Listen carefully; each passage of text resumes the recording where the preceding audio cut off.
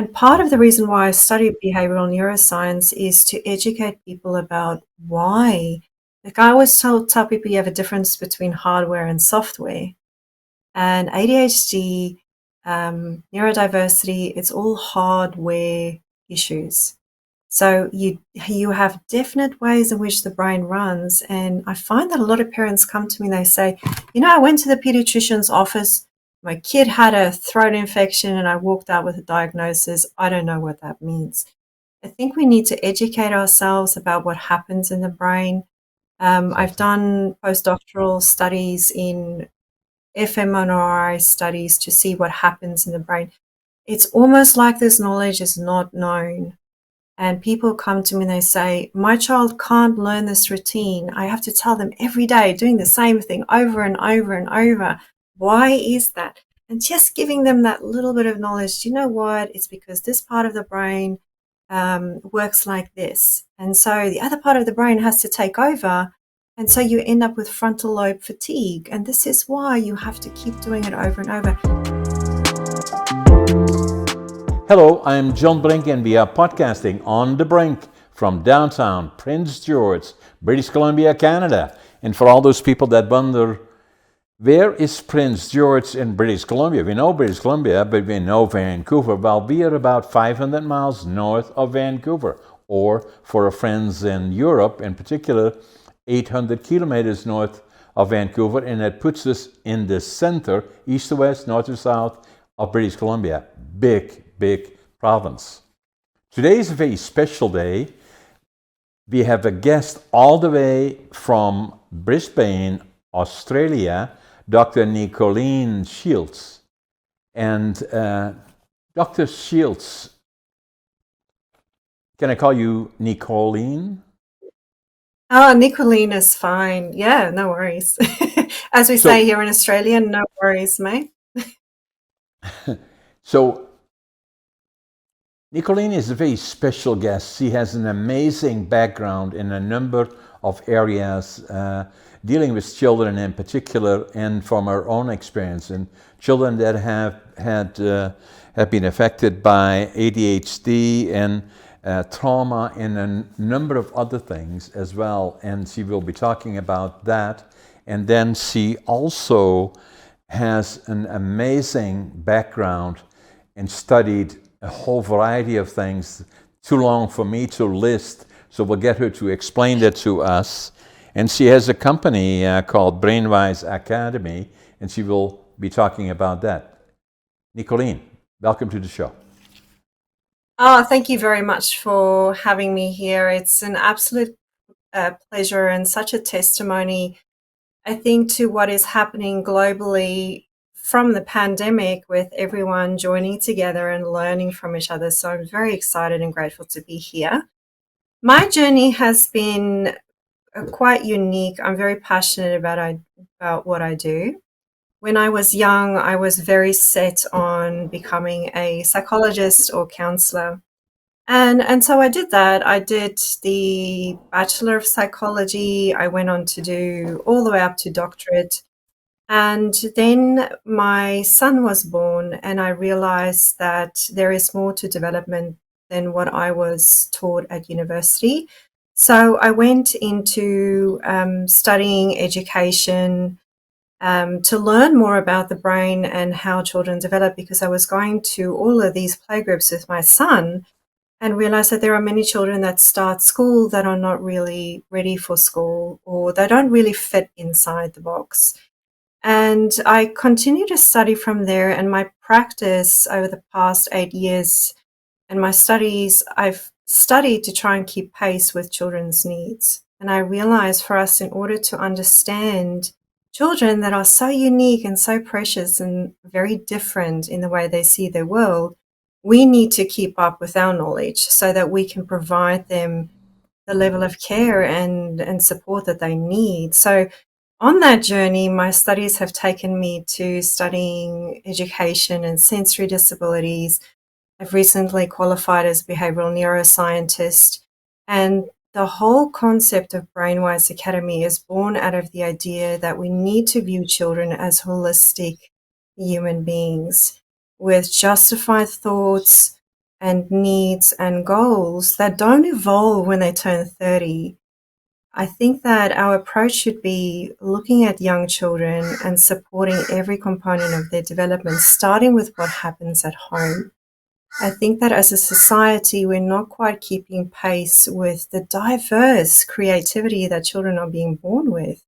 I've seen children in my practice that are such amazing visual thinkers, but when they get into the school system, there's no place for them to actually be who they want to be. So Brainwise Academy is designed to teach parents and to teach educators how to grow children using knowledge from different disciplines so that we can let them be amazing young people and create space for them at home. I think that's a big thing, is where our government systems, and there are wonderful teachers in schools, but until our education system globally can compensate for the diverse creativity and gifts that children have, the responsibility really falls on therapists and parents who are with the children at home or in their practice, and they need to support them. So it's kind of like a difference between a diet and a lifestyle change. This is a lifestyle change. So I would like to evolve Brainwise Academy to develop a philanthropic arm so that we advocate for the rights of children and making changes in the way that we educate children. But until such time, I'm trying to help parents to have the tools to be the therapists at home, to be the teachers at home. I always tell the families I work with that we are taught that children need to be doing things at a certain age, but they're very often not there. And so we need to find a formula to help see where they are and bring them as close as possible to that while making them feel good about their gifts and the way that they express themselves.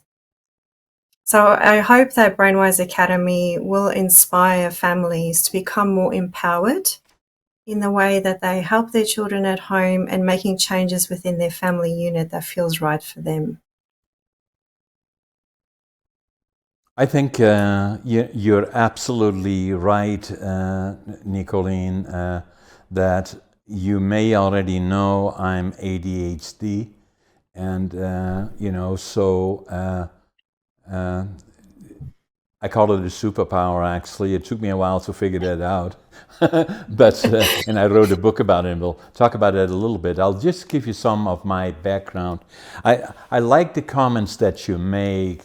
And with all due respect to the schooling system, the teachers, and all the people that are involved, that fortunately and unfortunately, it is just recently, relatively speaking, that people and teachers and those that develop teaching tools and courses and all those other things, in interacting with individuals, especially young people, to recognize the differences and the needs that are different.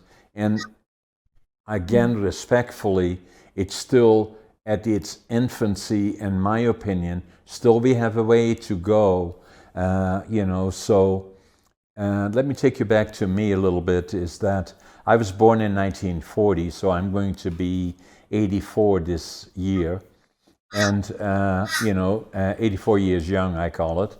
I intend to become 120, but we'll talk about that later as well. So I was not an academic success story, but the other part was that and you already kind of calculated this, that I was born in northeastern Holland at the start of the Second World War started April of 1945, affecting Holland in particular, where the Blitzkrieg invaded Holland and changed everything around us. And my mom and dad fell in love and got married in 1938, and very quickly had a son and then a daughter. I came along in 1940 later, but so they had careers and looked forward to a beautiful life, and as young people do, as they married and built their own families, and he had a career and and everything looked good up to already in April of 1940, when my dad was drafted into the Jud's army, and the last time they saw him, heard from him, was that he was caught in Rotterdam before the bombing of Rotterdam, where the center of Rotterdam was destroyed by bombs by the German army then.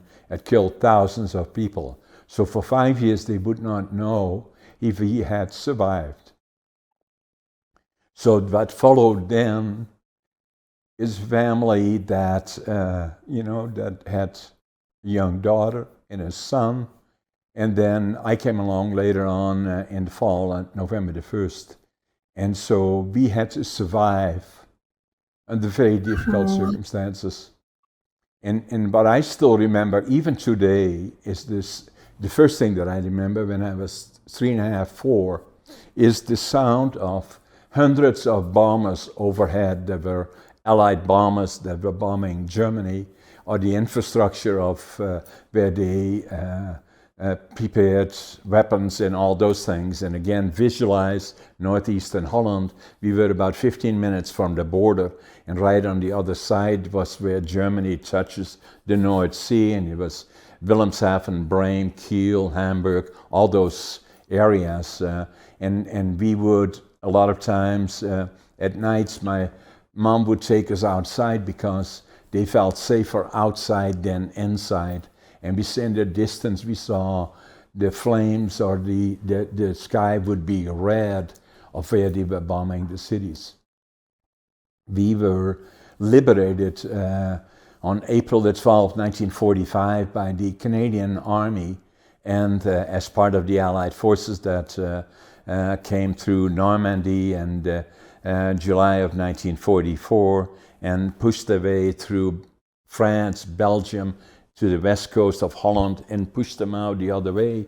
So that's where we were, close to the German borders, and things were pretty tough then, and we saw far too much that we should not have seen. And, but the German, the Dutch, the Canadian Army made such an impression on us that, that I always knew from that point forward I would go to Canada, to the land of my heroes. But before that, in the winter, especially in 1944 to 1945, before the liberation, it was the coldest winter on record, and there was all the food was cut off that flew into Holland by the German armies, and so we would go, the kids, my brother, my sister, myself, every morning we would go with gunny sacks into the railroad yard, pick up anything edible or burnable, and the reason that we did is because they wouldn't shoot us, but boot us one, and then we'd be back the following day. So it was a tough go. I can still feel, even now, nearly 80 years later, I can still feel the feeling of hunger, and I can still feel the cold, because we only had a little room that we were heating, and with all the things that we could find. So it was a tough go. And then, from there on in, obviously, I was affected by PTSD, and then the other one, obviously, the fear, losing the one parent that we knew was still there, the inner child. And got counseling for that, actually, in my 50s, very emotional, as you likely know. And then when the liberation came, and then the Canadian Army in particular made such an impression on me that I always knew then, as I said, that I would go to the land of my heroes, Canada. Academically, I was not a success story, and I failed grade 3, and I failed grade 7 3 times. And then they said, what are we going to do with that guy? And my parents were beautiful people. Some people suggested they should send me to the School of Mentally Challenged. Fortunately, they didn't do that, and decided to send me to become a furniture maker, because my dad was in the lumber, and then my grandfather was a master carpenter. And so at 13, I worked in a furniture factory, and at nights I would get the trade of becoming a furniture maker. And so then I wanted to go to Canada when I was 17, and my parents wouldn't let me, and was drafted into the Dutch Air Force for 2 years. And then when I was 23, I finally went to Canada, got an application for immigration, and took a suitcase. I always felt that kids are hard on each other a lot of times, and and all the friends that I had, that went to college and university, but I became a laborer. I'm proud of that today, but then it was kind of looked down on, and I wanted to prove to myself that I was as good and I could do the things they could do, but I had to start from the beginning, new. And I got myself a suitcase, 2 sets of clothes, 3 books, and I took 150 Canadian dollars and got the plane to Montreal, the train to Vancouver, and couldn't speak the language, didn't know soul, didn't have a job. And then when I had landed in Vancouver, I went to the immigration department, and fortunately there was a German fellow and I could speak some German. And I told him what I wanted to do. He said, go to Prince George here. And they're building sawmills, there's lots of opportunity, lots of timber and lots of things. So in the bus I went, 12 to 13 hours, and the Greyhound, I can still see where it stopped close by here, 3 blocks away. And the bus stopped, and I came off the bus with my suitcase, my 3 books, and 2 sets of clothes. And then I counted my money at least 3 times. I had $25.47, and I was looking for a job. But what I had plenty of attitude that even when I was young, I was always an optimist. And I always looked at ways of making money, entrepreneurial, selling, delivering papers, or all those kind of things. And so attitude, and even today still, I believe that if it is a tough day today, then I know I will swear tomorrow will be a better day. Passion, whatever I do, I give it 150%. And then work ethic, I work harder than anybody, and even now at nearly 84, I used to get up at 5:30 in the morning. I always think I'm late, and I always make my bed, and then whatever happens that day, I still have about 10 different companies now, and I'm an author and a speaker and a podcaster, obviously, and do a number of other things. And so the interesting part that you may find is that I still, even when I was here already, I found that I was successful. Everybody said, hey, you're so successful. And I didn't feel that way. I even then felt that I still had failed. To a certain extent. Didn't overly preoccupy me, but that feeling deep down was that I failed. And so by pure coincidence, in 1997, I walked into a store here, and I still don't know why, I found a book called Driven to Distraction, written by Dr. Halliwell. And I still don't know why I picked it up, but it was about ADHD. And I said, oh my God, that's me. And I wrote... It's incredible. I wrote in the book in Dutch. Now I finally know who I am because of the stigma attached to it, even still then. Now the interesting part that you may find, Nicolene, is that you are my podcast number 242. Dr. Halliwell wrote this book in 1993. I picked it up in 1997. I had him on my podcast, and my podcast number is On the Brink 203.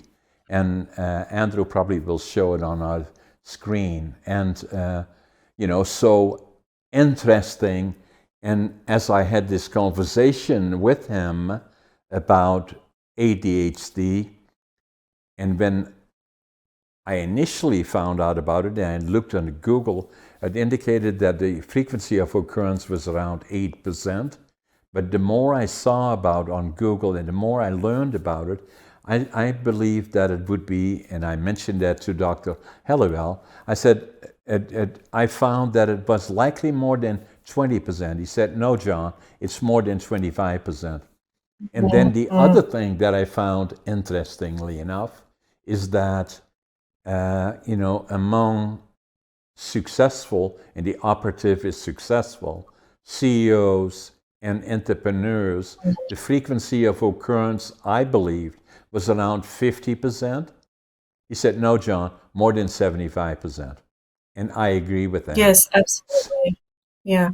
So it shows you, so the point that I'm making is that, it's the point that you are making, is that with all those years when I was 13 years old and discovered that, failed, if you wish, in grade 7 3 times and failed grade 3, for 70 years, I'm nearly 84 now, so for 70 years, I had the thought of that I had failed in a way. It didn't totally preoccupy me, but it still was on my mind until I picked up that book from Dr. Halliwell. And that started changing my life. And thank you very much for sharing that with me. I came from South Africa. My great grandfather was in a concentration camp when the British came to South Africa. So many of your stories runs through the bloodline, I could say, in our family as well. And I have really deep regard and understanding for what you said to me, because it's something that generationally we left South Africa because of all the crime. So all those war stories and forced subscription into the army, I can relate to everything that you said. But what is really interesting for me from what you were saying about the appearance of ADHD is that I think for children, there is definitely an increase in the number of children that are being classified as being diverse. And with that diversity comes a flair for doing things different. And I think as a society and as educators and parents, we have the responsibility to pave the way so that becoming a laborer or having a unique occupation, an engineer mind, a fluid reasoning type way of looking at the world paves new pathways. And I think that as societal systems, we have the responsibility to pave the way to help these children find a way so that your remarkable story is one that many children share. They are born into normal households. They are confined around finances, so they end up going to schools that are very traditional. They are asked to sit down for an excessive amount of time during the day. A lot of these children can't sit still for more than 15 minutes, but give them something to do with their hands and they can build you something truly remarkable. Exactly. And a lot of the success stories I had in my practice was I learned to sit down and play with kids and listen to them. And as soon as you give them the opportunity to show you their gifts and their talents and their interests, and you just listen, you can use that time to get them closer and closer to small goals. Something as simple as eyes up here, I'm here. Exactly. I can do this with you. We can have a shared experience around it. I know that you're really into doing this. I know your mind is wired to be more object-centered. I can see that. Show me, mate. Let's do it together. And it's that building that therapeutic frame around children and treating them as inspiring young individuals gives them the space to do their journey while you're injecting new ways for them to see things slowly, slowly, slowly. So you're moving them from where you can see they are to where you want them to be, but you're doing it in a way that's along their stream. And part of the reason why I study behavioral neuroscience is to educate people about why Like I always tell people you have a difference between hardware and software. And ADHD, neurodiversity, it's all hardware issues. So you have definite ways in which the brain runs. And I find that a lot of parents come to me and they say, I went to the pediatrician's office. My kid had a throat infection and I walked out with a diagnosis. I don't know what that means. I think we need to educate ourselves about what happens in the brain. I've Exactly. done postdoctoral studies in fMRI studies to see what happens in the brain. It's almost like this knowledge is not known. And people come to me and they say, my child can't learn this routine. I have to tell them every day, doing the same thing over and over and over. Why is that? And just giving them that little bit of knowledge. Do you know what? It's because this part of the brain works like this. And so the other part of the brain has to take over. And so you end up with frontal lobe fatigue. And this is why you have to keep doing it over and over. And as Right. soon as parents understand where the ceiling is, like where's the hardware limit, we've got a better idea of how to fix the software. Or Exactly. to fix the software, I mean giving them small little goals to work towards and rewarding them for it, and also giving them the space to go at it in a way that they feel good. So I think we need more opportunities in schools for children to learn vocations at an earlier age. I think there are many children with amazing kinesthetic intelligence that's not valued.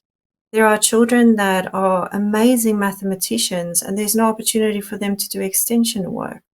There are children that are excellent builders like yourself. If you had a program from a young age where your capacities were celebrated, imagine those years where you felt like you're somehow substandard because you don't fit the mold. There's a lot of children out there that have the same role. And like you said in your case, I know there was extraneous circumstances to make you feel trauma, but a lot of children are traumatized through this process. They hit the school year not quite ready for it. They have to do literacy and numeracy. A lot of children are dyslexic. A lot of children have difficulty seeing numbers the right way. A lot of children also have visual processing issues. I am a specialist teacher in vision impairment, and a lot of people don't understand that with ADHD and ASD, the visual system is very heavily affected. So the way the children process visual information, that in itself requires support. So I think that there are, if we just sum it up, I think the changes that need to happen is the people that are responsible for helping children need to take responsibility to gain knowledge from different disciplines to understand all the components of functioning of children. So I think we can do a lot better with working together as professionals. And I think this podcast is a great idea because it allows professionals to hear what others have to say. So I think we need to move past you're a psychologist and you're a teacher, and we need to work more as a team to understand how we can help children across all areas of functioning, because ADHD, it affects everything. ASD, it affects everything. And to see it as a superpower, to say, do you know, you're a wonderful builder and you need some help with getting a friend. Why don't we have some creative thought around how we can change this group setting so you have the opportunity to show us your gifts and teach someone, and that way you're building social skills. So I think we need more fluidity in the way that we approach things. I agree with you 100%, Nicolene. Is that the interesting part about my case is likely that the background, obviously the war years were a challenge already, and then, then the academic career was not overly good. No, I always say nobody failed grade 3. I did. Every so often I do quite a few presentations. Every so often I find somebody say, yeah, I did too. I said, okay, the two of us then. But that's the point is this one is that it became interesting that all along the way, even in grade 7 and grade 3, I was always a good writer and I was always good with numbers. And so to understand, ADHD and distraction in particular is very interesting. And I believe more and more today, at least in my circles, and I'm trying to, you are, and so many others are, is to make it better understood, is that the elements that are important and how to interact and make people feel that I diverse, feel feel that it is not a liability. It's something that can lead to most of the successful people in the world, Einstein being one of them, many other ones, are ADHD or were ADHD, and even when it was not fully understood but now recognized for those reasons. I find it in my businesses that I do, and I'm very active in other organizations. Obviously, I'm a good speaker. I have a good mind. A good memory. Everybody tells me, and then I'm working on my 4th and 5th book. The first one that I wrote is actually at quite an older age. Is people told me, "Hey John, you have to write a book." And now you already know writing books is not easy, and so No. and so so I lived it for 80 years. I thought about it for 20, and it took me 2 years to write it against all odds. And all against all odds is not about hurrah, hurrah, how successful John is, but just the opposite, going through all the ups and downs. And so now the dyslexia is also part of my challenge in a way, and I bring that up in particular because I'm also doing the audios on all the books that I write, and it's a bit more of a challenge for me than it would be for somebody else, but I think it's very important to do that. And so the other one, the more I found out about ADHD through my own experience at a very late stage, obviously, like when I read the book of Driven to Distraction, it took me then 5 years before I went to my doc, who was a personal friend, delivered our 2 daughters. And I walked into his office and he said, "Hey John, why are you here?" And I said, "I think I got ADHD." So I was 62 then, and so we did the study of it and say, "Yeah, you do, you have ADHD." And so the more I found out about it, it became very, very important for me to understand it, and then starting to include it in the presentations that I did.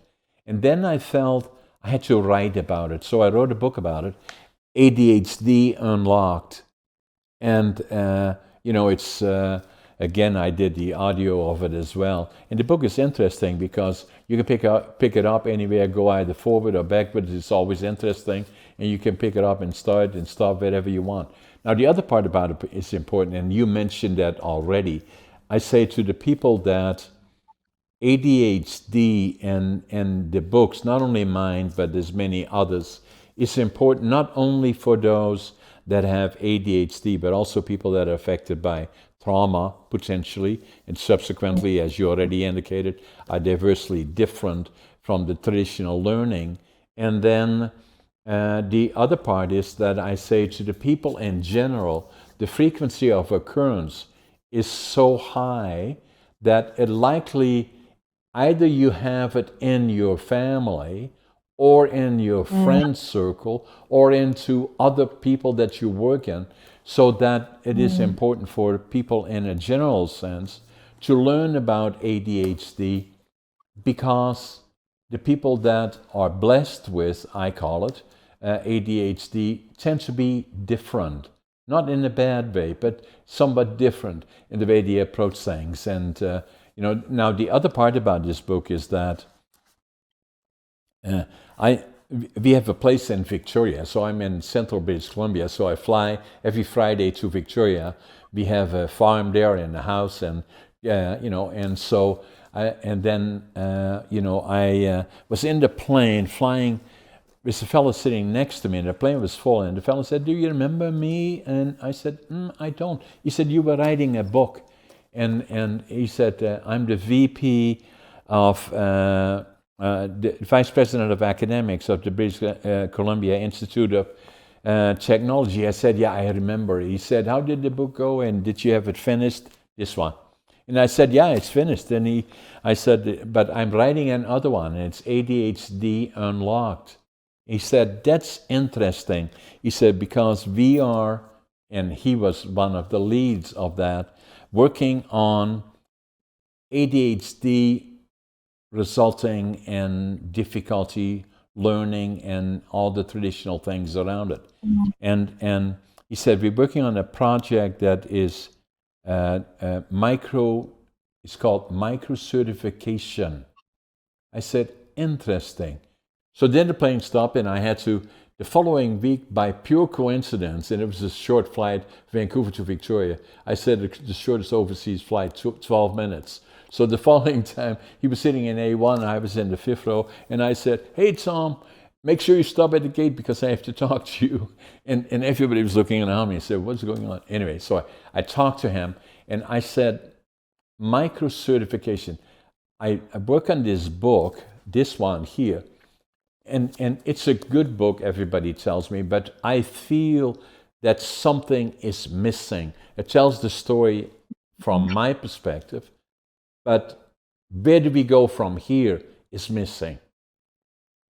And so micro-certification is now already more introduced. Also, I introduced it already a while ago in my book, and it is saying that if we want to acquire a skill set of some sort, focus on that as the core of the teaching, and all the other additional things become secondary to the core.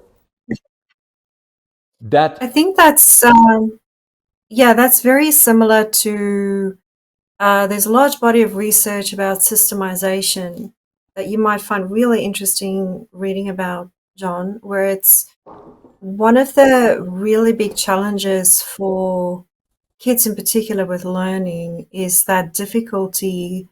I know it might be a little bit different to what you were talking about, but it speaks to systemization because one of the major differences between what we consider non-ADHD or neurotypical individuals and individuals that are diverse is that difficulty going from minute details and putting it in a global whole.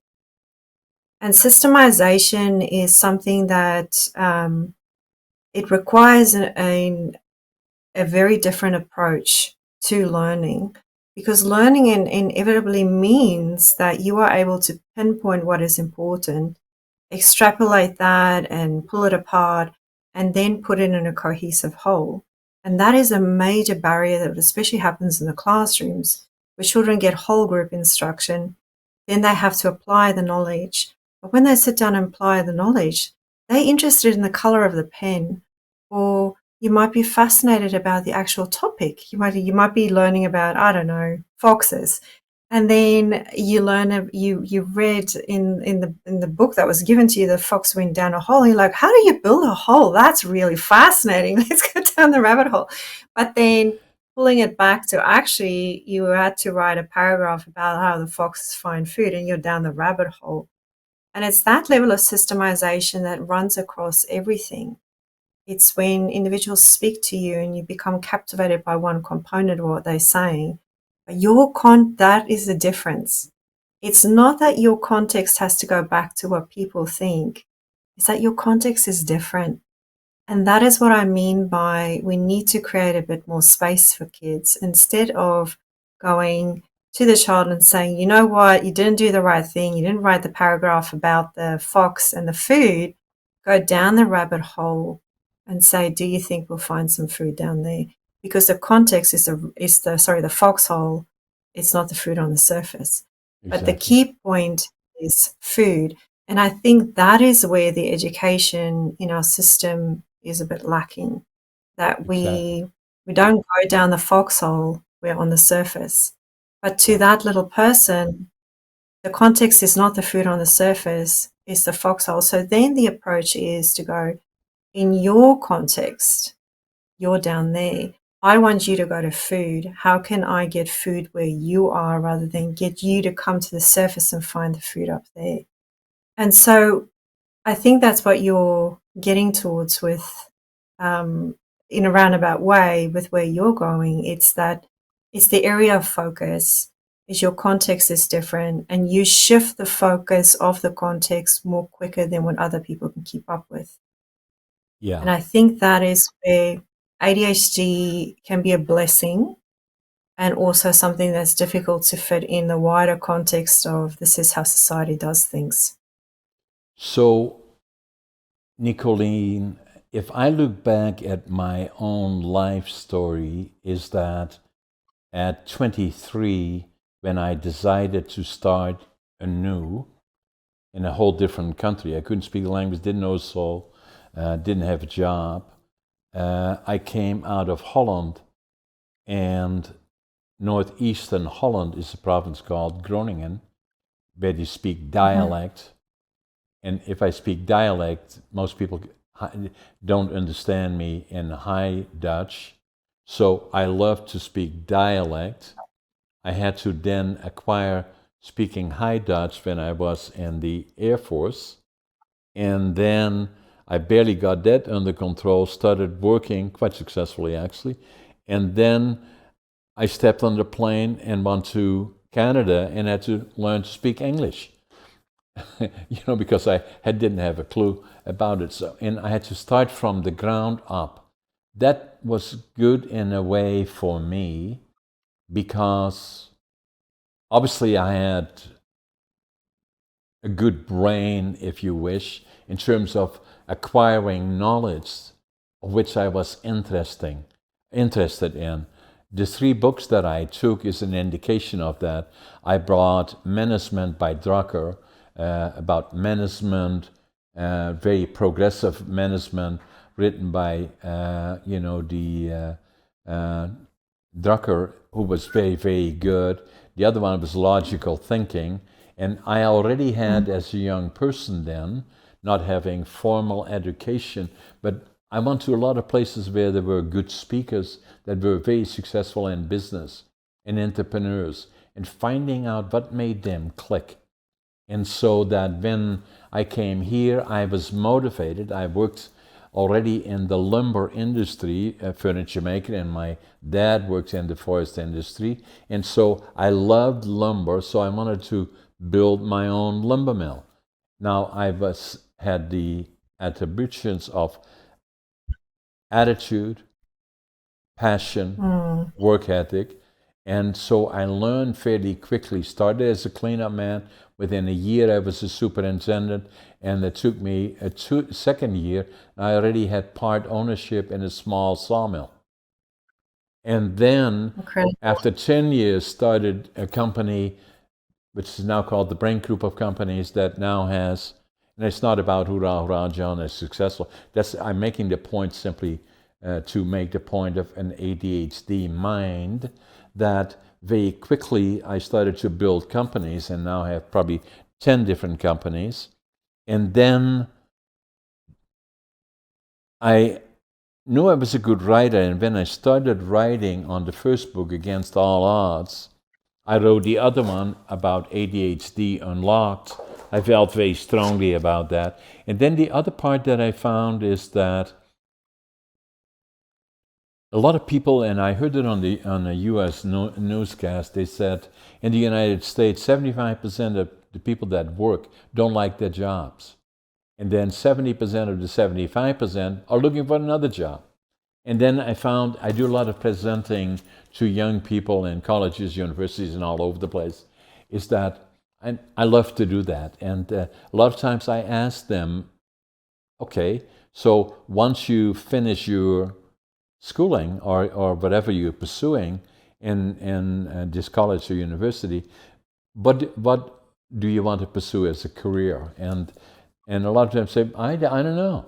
I said, well, respectfully, I think it's a good idea to at least find out. You want to be a truck driver, hypothetically speaking, talk to a truck driver. You want to be a builder, talk to a builder. You want to be an accountant, talk to an accountant, a lawyer, a doctor, or whatever you pursue. Everything is possible. But it is very important because the rest of your life, most of your life, you're likely, once you take the path in a direction, try to find out if you can develop the passion for that, because it makes your life much easier. And so I wrote a book about that, finding your passion, living the dream, and quite popular actually. And then the other book I'm working on, I just wanted to show you that. So is that I'm into health and fitness, and so I'm writing this book. It's coming out in June or July. Living Young, Dying Old. The picture on is me actually, and I'm also the oldest competitive bodybuilder in North America. The second one, the oldest one, and then COVID happened, and then I qualified for the Arnolds. I qualified in Northern BC, then provincial, then national. I qualified for the national in the Arnolds, and then COVID came in. So I'm training again for the Arnolds, in 2025, and I'm 85 years old. And so the point that I'm making more than anything is that I was fortunate enough, I'd laid the base in my grade 3, grade 7, and then I said to myself that I know I can do it. I had the confidence. My parents were supportive, but I have to find that peace within me that I can do it. And I want to, in my case, start from nothing. You know, if a suitcase, 2 books. I didn't want any contacts that we can possibly have with lumber companies here. I said, no, I want to start from the ground up. And so that worked for me. But the other part that I learned from it is that, and I suggest from my perspective, is that if I interact with people, young people, that everybody's so preoccupied, I don't look right, and this is not right, and that. I say everyone is unique. There's only one of you, and there is always opportunity. Have confidence in who you are and what you are. And then, the approach to success from there on in is the basics of, first and foremost, believe in who you are and what you are. And then from there on in, if you are affected by or benefit, in my opinion, from, then find that passion, because we with ADHD have that ability of, once we find our passion, to give it 150% in what we do. I find that now a lot of times that, and a lot of times I'm involved in management structures or meetings where there is highly recognized good management or ownership. And I find for me a lot of times, and always in a positive way, that although they learned skill sets that fit in a certain box, that I have the unique difference. I always have to look outside the box as to say, why are we not doing this the other way? And how about this approach or that approach? And I'm very good at looking forward strategically to the next 5, 10, 15, 20 years. Where do we go? How do we get there? And obviously I'm a good writer, and I'm a good podcaster, and doing all these other things in spite or because of it all. I think that you're an inspiration to many, John. And I think one of the things that's really important for me from what you said is that I think ADHD and diversity gives you the gift of looking at situations independent of what society says. because you are able, and this comes back to that systemization, you are able to see foxholes that other people won't go down because all the foxes have to stay on the ground outside. And Right. I think that is a wonderful message to kind of conclude everything. And that is my mission, is I want to give children the space to go down each foxhole and look at details that other people cannot see, because it creates new pathways for society to be better. And the whole idea with Brainwise Academy is for me to draw on all the knowledge I have to help understand even that we have subtypes in ADHD. We have subtypes in autism that we only now, if you really read the neuroscience research, the diversity is so much more spread out than what we could imagine. And I think that our understanding of diversity needs to improve. And in order for that to happen, we need to work more as a multidisciplinary society, that we look at things from different viewpoints and gather our knowledge to support children who are like yourself, are able to see details and expand those details into new creative avenues and live very successful lives. But unfortunately, that expansion and that walking a different path, your life journey, John, is remarkable. You have had the passion and the courage to walk that journey. And I want to give all children that opportunity, not when they are 23 and only have a suitcase full of clothes. I want them to have it from a younger age. And my idea of educating the people that look after the children is to help them create that space. And until such time as society is more accepting of those differences, it starts at home.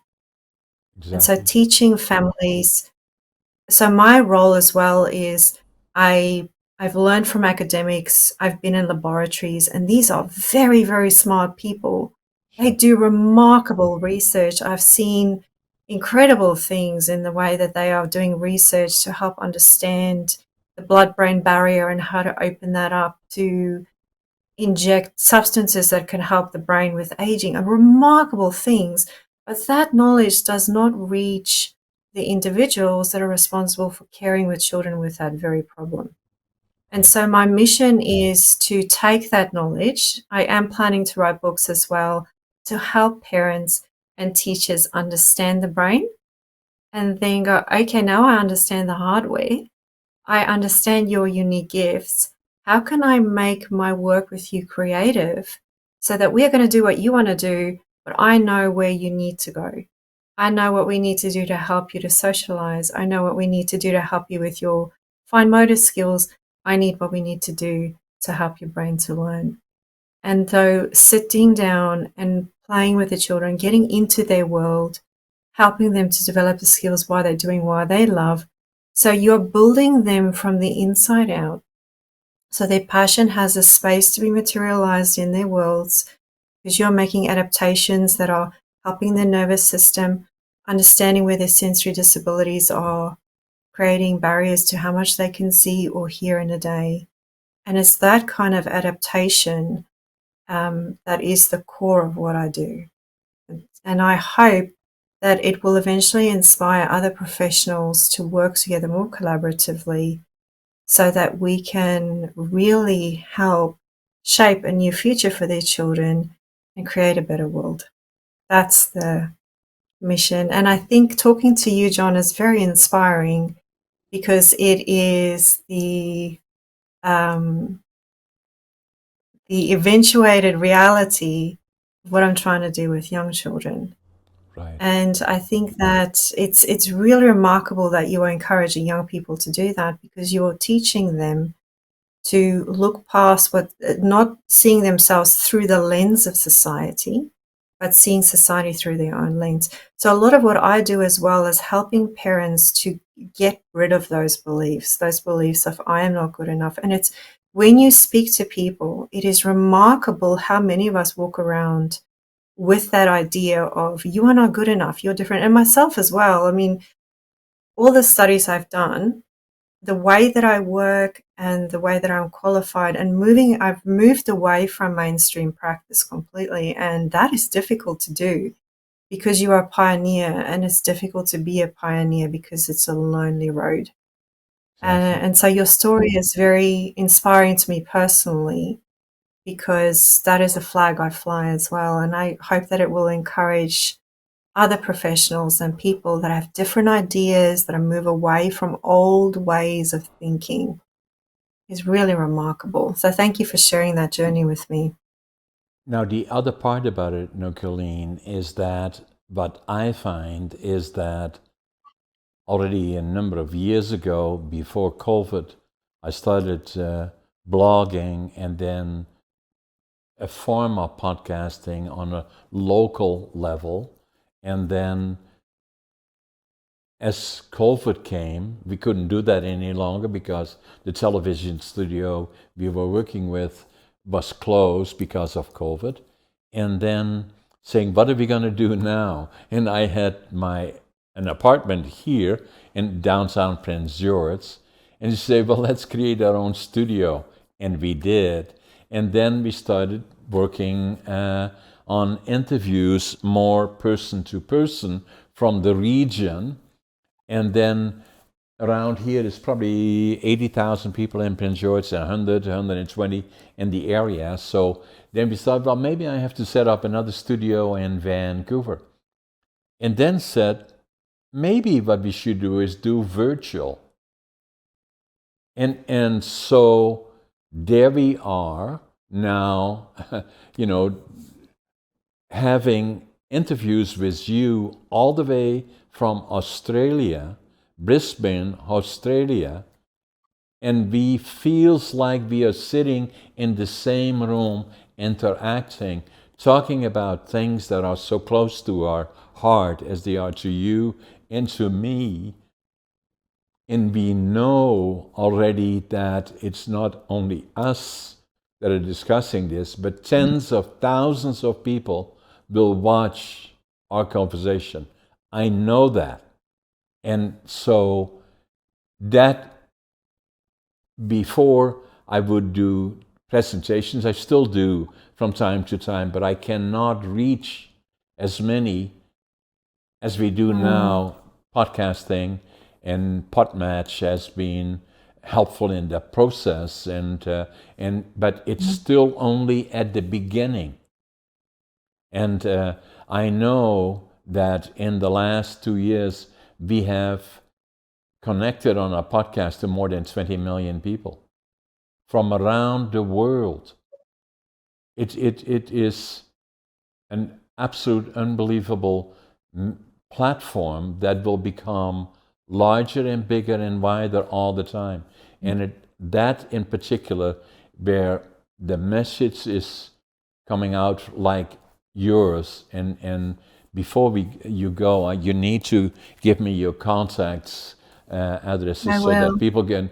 But I find it amazing. It's still at the beginning, and I feel very, very good about it as to the responses that we're getting from around the world, and as you do, and I will keep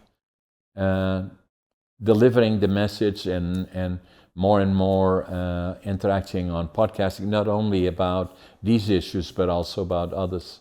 It's an amazing form of media, and in a lot of cases it is taking over from traditional medias because it's so effective. Like in our case, today is Wednesday, so this interview between you and me will be available to you tomorrow. And so because we release it fairly quickly, and we don't really make any changes to, unless there is a hiccup of some sort, but it's virtually never happens. And in the 245 or more, I think the only time that we thought about editing it when we had an earthquake and the building started shaking, and then we said afterwards, no, let's leave it in, so. Yeah, I think it's time for us to join a conversation the more that we talk about these concerns and these things that are happening to us, I think globally what we are doing is we are starting to move away from the idea that we should operate on beliefs. Exactly. And see ourselves, exactly what your book is about, is living from that place of passion and having the courage to live your truth and be creative in the way that you live, because you hear other people having the same. And the more that we hear other people like yourselves and all the wonderful people that have been on your show share their ideas, the more it encourages young people to do the same, so that we can have a world in the end that is more true. Can more you true to the self. How do we contact, how do our guests that are watching us from around the world contact you, or do you have an address for Brainwise Academy? So maybe just I do. That with us. I will share my website with you. So are you able to see that, John? Yes. Okay, so this is me. This is my website. My website is called brainwise.au. Yeah. Now, on the homepage, much of what we're talking about is actually personified in the picture. And if you scroll down, you'll see where I'm registered. I love it. It has all the courses. If you scroll down, there's a little bit about me. I love it. Now, the courses that are really good for parents to have a look at is on the courses tab. There's a video there that you can watch about me. If you down, sorry, it's just gone to the video. So there's a video about me there. But if we go to parents, so the great way, parents can actually contact me if they want to book a time. So if they want to talk to me about what's going on for them at home, one was on 15th of March, I'm happy to give out a specific time. Parents can contact me and talk to me about what's going on for their children, and I can help them. I've got heaps of courses that helps children understand diversity. There's a really good course to help parents understand fussy eating and the neuroscience around the gut-brain axis and how that influences behavior. Great program to help parents let go of beliefs to be better within themselves. And I've got a very good program on understanding and managing ADHD that parents might really like. Understanding anxiety and defiance, and a great program with interactive live lectures every month that parents join to help them have all those skills to do all those wonderful things that we spoke about. They're going to get in contact with me. They go to the contact page and send me an email. It will go straight to my email and let me know what their concerns are, and I can contact them and show them how I can help them at home. So that's all on brainwise.au, and families are welcome to contact me if they want to have a free session with me and give them a hand. Okay, and we know how to contact you for that as well, right? Yeah, absolutely. So I've given my email address. You've got my email address. You're welcome to share that. Okay. With the families as well. Okay, we'll do that as well. Nicolene, it was an amazing podcast. I love your background is amazing, and I urge all the people to subscribe to our podcast, obviously, and like and make comments on our podcasting. And again, it was a privilege to have you on my podcast, obviously, and let's make sure we stay in touch. Absolutely. It's been an absolute honor. Thank you for having me. And I look forward to seeing what more comes from the podcast and keeping in touch. And the other part about my books, they are on all the major medias. They are also audio, all three of them, and the fourth one coming out. And again, Nicolene, let's make sure we stay in touch. And again, thanks for being on my podcast. Wonderful. Thank you very much, John. Take care. Take care. Bye-bye. Bye.